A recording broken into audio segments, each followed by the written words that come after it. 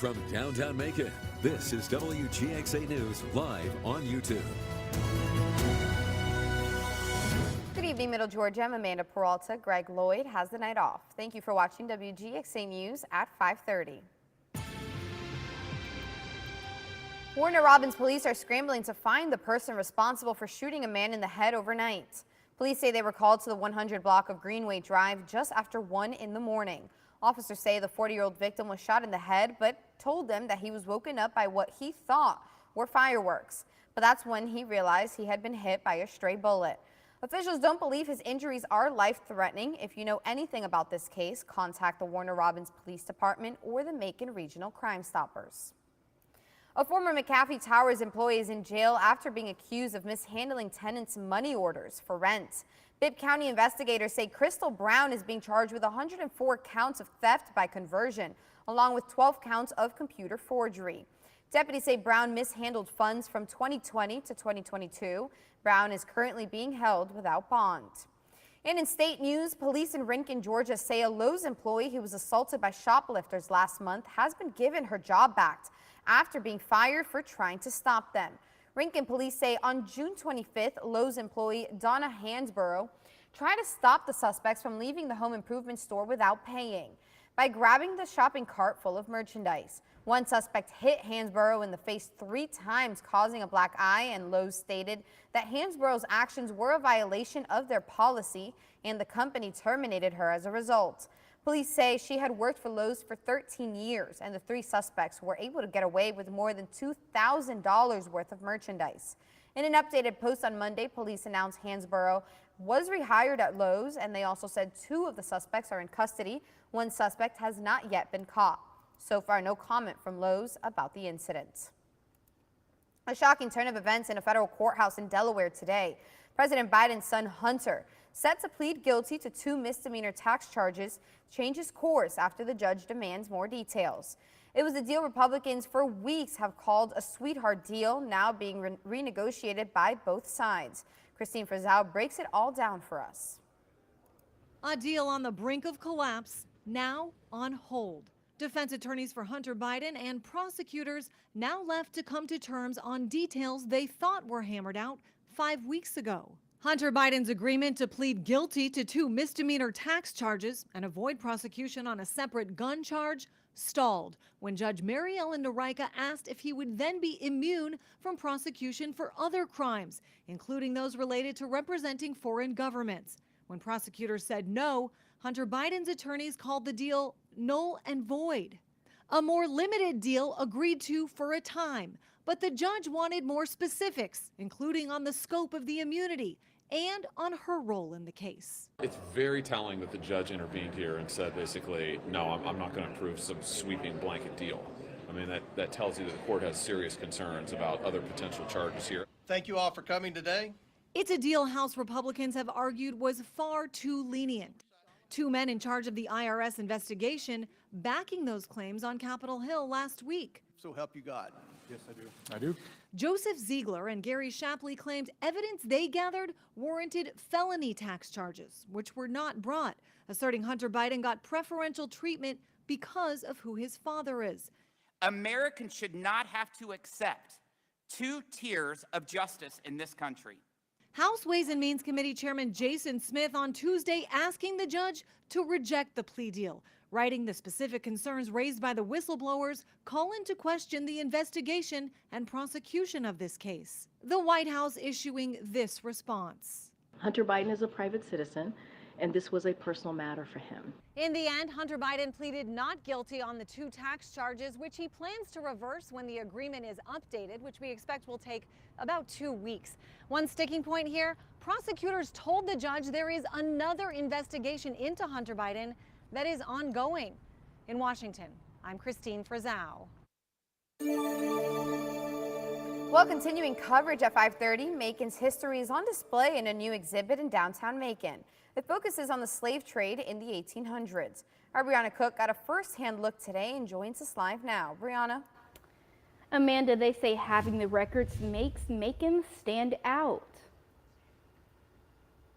Macon is unique in the fact that we have these records preserved the way we do have them preserved. The Enslaved People Project 1823 through 1865 is a new exhibit at the Tubman Museum. It is an exhibit of copies of transactions that took place in Macon during that time period that involved the buying and selling of slaves. The exhibit displays over 20 of those copies in a deed book. Curator Jeffrey Bruce says the records were not discovered until 2013 by Superior Court Clerk Erica Woodford. When she found them, she contacted Mercer University. She reached out to Mercer University, and so a team of support clerk's office staff and Mercer University faculty and staff and students kind of got together to go through all the books and find the records. And of the 6,000 or so actual records, they found about 1,000 that were slave transactions. The exhibit features copies of deeds that record the sales, loans, and gifts of enslaved people, and vintage maps that show the evolution of the city of Macon in the 19th century. Bruce says the records were always being preserved, but it took time for someone to actually go through them. A lot of times deed books going back 200 years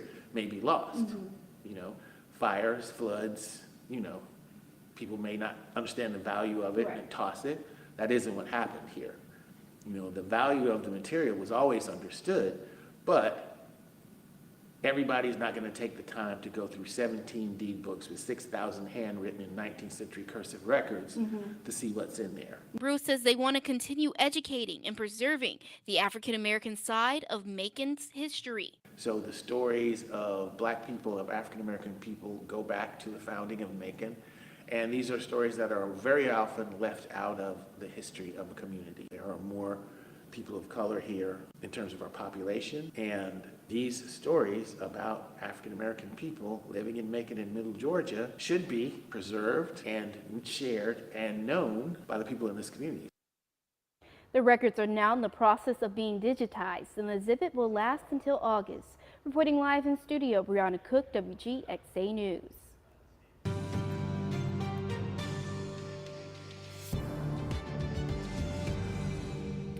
Well, the countdown to the classroom begins as summer break wraps up, but many schools are still looking to fill open vacancies.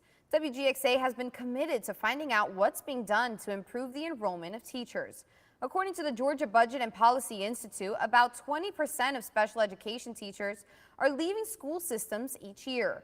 Going into this year, principal of Woodfield Academy, Sherry Knipe, just hired 3 new teachers, a big feat for an industry that's undergoing a crisis in the classroom. Say this, it is hard. It's very hard to find teachers. And I've interviewed several people. If I weren't here at Woodfield, I probably would have left the system as well. It's just a lot to have to deal with. And I don't know if you heard this, but a teacher's salary is not what you would think. There's a lot of paperwork, a lot of requirements with the state that is overwhelming. But with demand high for the only school in Macon that caters directly to children with learning disabilities, Knipe says she expects more frustrations for parents looking to send their child to school with smaller class sizes. It's a predicament that the U.S. Department of Education recognizes. According to the DOE, in 2022, the agency poured $500,000 into the Georgia Teacher Provider Retention Program, all in the hopes that enrollment for teachers gets better marks. Well, back to school season is in full swing, and the House and County is gearing up for the 2023-2024 school year with their annual convocation. Teachers returned to campus this morning to celebrate last year's wins and look ahead to the exciting things happening this school year. Our motto is continuously growing, and I'm excited to see that our students are going to be continuously growing. That's our whole goal, is to make sure that our students are always learning. And we're excited about the theme of this year because last year we were talking about growth, and that's one of the things we want to make sure that our students are always learning, and not just in the classroom, but outside of the classroom as well, making sure they have a full experience when they're in school. The first day of school for Houston County students is next Wednesday, August 2nd, and we want to wish everybody a great start to the new school year. Just into the newsroom, the Georgia Bureau of Investigations is looking into an officer-involved shooting in Houston County that happened yesterday. Deputies say they were called to a camper on Smithville Camper Road in Warner Robins about 41-year-old Jacob Bailey making threatening and suicidal statements. Deputies say Bailey shot at a GBI robot while barricaded in his home. Deputies and negotiators were nearby when it happened, and one officer fired back. He was eventually arrested and no one was injured. Time now for a check on the Skywatch weather forecast, and meteorologist Ryan Mirando says we have more dangerous heat baking in. Ryan, make it end. Need it to end, Amanda. So a great place to be the next few days is inside where we are now. We can look outside through the window, looking out over Macon with our Wilson Bryant Heating and Air Skycast Network. We have been rain cooled. It's been raining over the airport. Some storm clouds there off in the distance. Currently 86 degrees, but most of us are in the mid to upper 90s. So 86 right now in Macon, 93 right now in Charlotte, and 95 in Jackson. So a lot of the heat will be building in. We do have some relief, some storms out there, not very widespread though. We do have one rumble of thunder with a cell that's been moving down into Peach County near Byron, but more storms over near Roberta and down towards Butler as well. Very few and far between. Tomorrow, another day like today, waking up with temperatures in the 70s heading out the door, and once again, temperatures will be into the mid, even into the upper 90s through the afternoon. So you definitely want to take it slow tomorrow with keeping that high heat. Rain chances will remain isolated, so not a lot of terms of some relief, but we'll be talking about another dangerous heat wave as we approach the weekend, all coming up in your full forecast. Amanda. Thanks so much, Ryan. It's definitely time to stay hydrated. Now is a great time to download the WGXA weather app to keep track of those high temperatures. Just scan the QR code on your screen to download the app on your smartphone. Ryan is back in less than 20 minutes with your 10-day forecast. Well, continuing coverage at 5:30, a Macon organization is working to promote black businesses through a competition focused on wings. We're talking about Black Wing Week. It's a way for black business owners to showcase who's got the best wings, but there's a deeper message behind it all. Carlos Stevens joins us from Vibes Bar and Grill with more. Carlos? Wings are a real vibe this week right here in Macon, and I spoke to the co-founder of Macon Black Culture, who told me why. We're intentional about driving dollars to black-owned businesses. As a business owner myself, I know it's important and imperative to drive dollars to our businesses. 10 black-owned businesses are participating in Black Wing Week. It's an event designed by Macon Black Culture, designed to promote black businesses in Macon. Macon Water Ice is one of 10. Co-founder of Macon Black Culture, Brandon Harris, believes the dollars spent will build a better community for all. It equates to a strong Macon, Georgia in general. And so now the businesses are turning up the grease and frying some chicken, looking to see who will come out on top with their different flavor of wings. It's a friendly competition that Harris says no matter who wins, they will show the community the importance of sticking together, not only as people, but business owners. I think we need each other. By supporting black businesses, you're not just supporting one community, you're supporting the greater of Macon. Once we start thriving in Macon, Georgia, the whole city will soon to come up.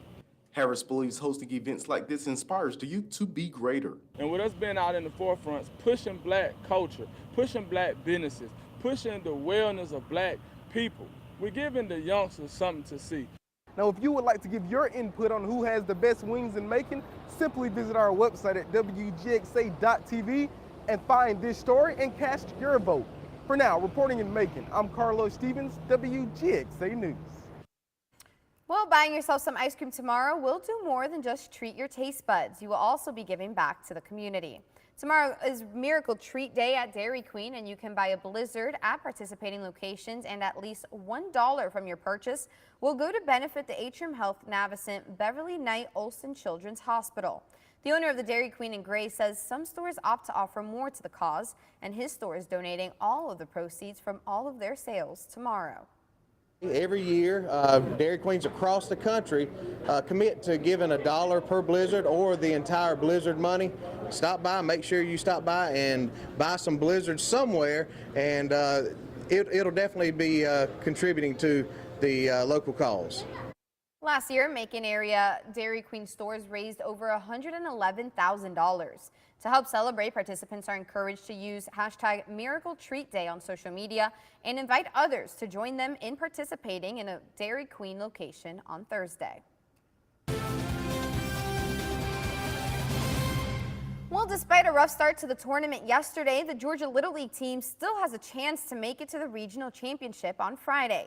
The Warner Robins American Little League team lost to North Carolina yesterday 2-10, but managed to stay in the running by beating West Virginia today 6-0 in the double elimination tournament. Tomorrow they'll be taking on Florida. The winner of that game goes on to the regional championship against either North Carolina or Tennessee on Friday. Dangerous heat and feels like temperatures are beginning to move in starting tomorrow. As the past few days, our humidity has been staying in check. Our dew points have been in the 60s. That's really into that a bit humid, maybe into the muggy category on our muggy meter. But really Friday and straight into the weekend, we're nearing that sweltering category with dew points back into the 70s. And when you combine that with the high air temperatures in the 90s, it will be feeling like the triple digits for several hours in the peak heating of the afternoon for the next few days. So let's go live on our Wilson Bryant Heating and Air Skycast Network. Looking out over Dublin, bright sunshine out here, but it's very hot. Air temperature currently 97 degrees. We do have some storms out there, but not a lot of relief of some of the heat. Most areas are remaining dry, and that'll really be the case for the next couple of days. Currently 89 degrees for that feels like temperature. It did rain over the airport, so a little bit of that heat relief, although feels like 102 in Milledgeville, 104 in McRae, 102 in Roberta, and it feels like 97 right now in Montezuma. So over the next 5 days, our heat index will keep climbing up to about 102 degrees tomorrow. That's extreme caution, but Friday and into the weekend, we're above 105. So that's that danger category. Even the second half of the weekend, 104, and heading back to work next week, even heading back for school for some of the kids, still in the heating in the afternoon, up to about 102 degrees. So it will be hot straight through this weekend and into next week. We still do have some moderate air quality as well. Early this morning, we were in the unhealthy for sensitive groups, but mostly in that moderate category. This is when the general population doesn't really get affected by that, but a great place to be tomorrow is a day on the lake with lots of sunshine, 71 degrees at 7 o'clock, 93 by lunchtime. There are a few isolated showers that are possible, but going up to a high of 98 degrees, and when you factor in that humidity, feeling like the triple digits. So we'll keep the rain chances pretty isolated through the weekend, so not a lot of relief. If you're lucky enough to get a downpour over to really cool yourself off, consider yourself lucky, but those rain chances will stay isolated. Also, what's isolated in the tropics right now, we do only have one area that we're watching from a wave off the coast of Africa. This has a 30% chance of formation over the next 7 days. Not a threat to us whatsoever, but we'll keep an eye on it as we get towards the end of this weekend. So in your 10-day forecast for your Thursday, sunny, very hot up to 98 degrees. Friday, that humidity begins to ramp up, so it feels like temperatures surge above 105 degrees. Saturday and Sunday, we do have some isolated storms that are possible each afternoon, but not very widespread. 98 degrees, 97 again on Sunday with some afternoon storms around. If you have any plans outdoors, definitely take it slow, drink some water, find a way to stay in the shade. Back to work on Monday, even back to school on Monday for some. Still hot, a few isolated storms around 98 degrees. Tuesday, again, copy paste the forecast up to 99, and Wednesday continued hot with a high of 99 degrees. So lastly, here's your Harrison's Body Shop Fishing Game forecast. Peaks at 9:20 a.m. and 10 p.m. WGXA is excited to help Middle Georgia families struggling with diaper access this summer. The WGXA Summer Diaper Drive is a part of our local Sinclair Cares initiative. You can help out by scanning the QR code on your screen to make a financial donation, or you can head to one of our donation bins at 6 Kroger locations across Middle Georgia or the Vineville Baptist Church to drop off diapers. All proceeds will benefit the Colby Center right here in Macon. Good afternoon, everyone. I'm Gary Thigpen, and I'm here again today at All of Our Animals in Macon Bibb. I'm joined again today with Lisa and Frank. And guess who we have for you today? A special dog that needs a good home. Who do we have? He is so handsome. He is. Rex. I mean, look at this dog, y'all. He is so beautiful and very well behaved. Yes, he is. He's about a year or so old. He is very friendly, very sweet, yes, and would just make a great companion for the rest of your life. He's very loyal. And you said Rex is about 1 year old? I think about a year old. Yeah. And you said a boxer, or what breed? I'm not real sure what breed he is. He's just a good little mix. He sure is, and a beautiful and so sweet and loving. Folks, wouldn't you like to add Rex to that family? And Lisa, if someone would like to adopt Rex, 1 year old, how do they go about doing that? Please send us a message on Facebook, All About Animals Rescue, and one of our volunteers will get back with you. Just let us know you saw Rex on TV. Look how beautiful he is. Let's go ahead and do that today. Let's find Rex a really good home. Thank you so much, Lisa and Frank. Thank you. Thank you. Well, the Great Macon Bacon Week is going strong. The city is putting a spin on the Great British Bake Off to feature some of the best desserts local spots have to offer and give businesses a helping hand during one of the slowest months of the year. Now, you may not know it, but Gary Thigpen is our resident connoisseur of all things sweet, and he took a trip around town to try some of these competing desserts. Take a look. Working the morning shift, it's only right that I start with a little breakfast over at Tommy's Bakery and Cafe on Thomaston Road. This maple bacon donut is my signature item. This and the apple fritter. Comfort food's the best way to describe it. It's really a good comfort item to eat. It's got a lot of different flavors. It's got the saltiness of the bacon, and it's got the real sweet of the glaze. And it's got the donut, so it's real filling. Now, I'll be honest with you, I'm going to let you in a little secret. I have never had a donut with bacon on it. This will be the first time.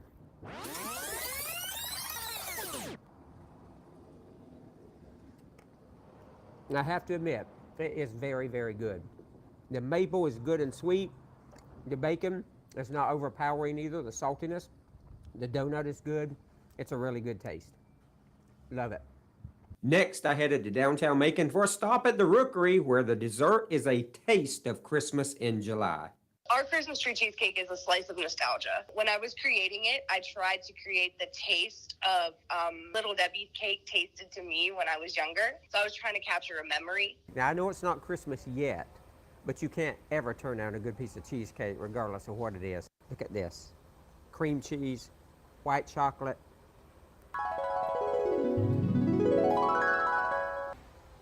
I have to admit, it is very, very, very good. Tastes just like Christmas time.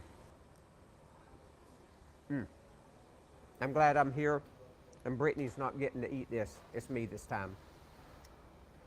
After getting my fill of cheesecake, it was time for some cupcakes at Felicia's Cake Factory. So our dessert we chose for the Great Macon Bacon Week was cupcakes because that was the first item that we started out as in the business. They're moist and delicious, and it's just an old homeschool grandma type feeling that you would get once you bite into our cupcakes.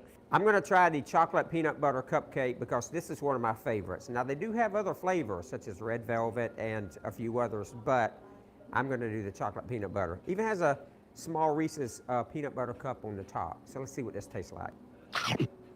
That is definitely some good stuff right there. Well, with my belly almost full, I made one final stop to Layers on Vineville Avenue to taste what the owners call one of their favorite cakes. This is our white velvet cake. It is creamy, smooth cake, moist, wonderful cake, and the white chocolate mocha buttercream icing all the way throughout the cake and over the outside. It's one of those cakes that when you bite into it, it has what my pastor calls a morsome taste. When you bite one time, you want more of it and more of it and more of it until it goes away. He said it's good. We're going to give it a try for ourselves. And he is absolutely telling the truth.